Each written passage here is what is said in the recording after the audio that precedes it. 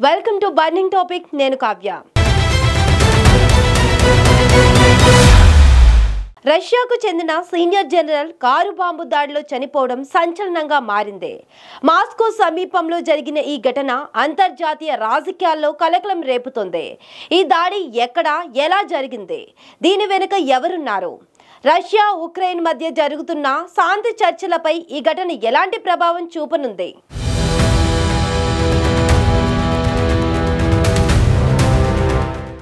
Moscow సమీపంలోని బలషికా ప్రాంతంలో car bomb పేలింది. ఈ దాడిలో రష్యాలో కీలక స్థానంలో ఉన్న జనరల్ యారోస్లావ్ మోస్కాలిన్ చనిపోయారు. కారులో ఈఐడి పెట్టి మరీ పేల్చేశారు. ఈ ఘటన జరిగిన సమయంలో అమెరికా, రష్యా, యుక్రెయిన్ మధ్య శాంతి చర్చలు జరుగుతున్న నేపథ్యంలో ఈ దాడి అనేక అనుమానాలను రేకెత్తిస్తోంది. కొందరు దీనిని యుక్రెయిన్ లేదా దాని మిత్ర దేశాల చర్యగా భావిస్తున్నారు. ఎందుకంటే మోస్కాలిక్ యుక్రెయిన్ పై రష్యా సైనిక వ్యూహాల్లో కీలక పాత్ర పోషించారు. మరికొందరు దీనిని రష్యా అంతర్గత సంఘర్షణగా చూస్తున్నారు. కొందరు ఇది పుతిన్ చేయించిన పనే కావచ్చు అని అనుమానం వ్యక్తం చేస్తున్నారు.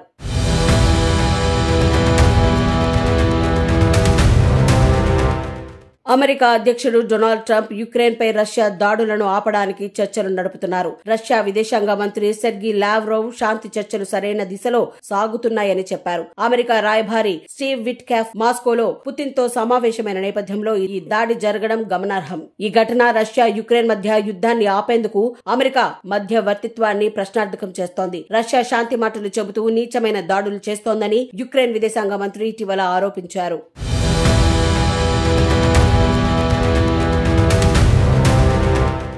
ఈ దాడి శాంతి చర్చలకు తీవ్ర ఆటంకం కలిగించే అవకాశం ఉంది. రష్యా ఈ ఘటనను యుక్రెయిన్ పై దాడులను మరింత తీవ్రం చేయడానికి సాకుగా వాడుకోవచ్చని నిపుణులు హెచ్చరిస్తున్నారు. ట్రంప్ ప్రతిపాదించిన శాంతి ప్రణాళికలో క్రిమియాను రష్యాకు వదిలేయడం, యుక్రెయిన్ లో 20% భూభాగాన్ని రష్యాకు ఇవ్వడం వంటివి ఉన్నాయి. కానీ ఈ దాడి తర్వాత రష్యా మరింత కఠిన వైఖరి అవలంబించవచ్చు. తమ భూమిని ఎప్పటికీ వదులుకోమని యుక్రెయిన్ అధ్యక్షుడు జెలెన్స్కీ స్పష్టం చేశారు.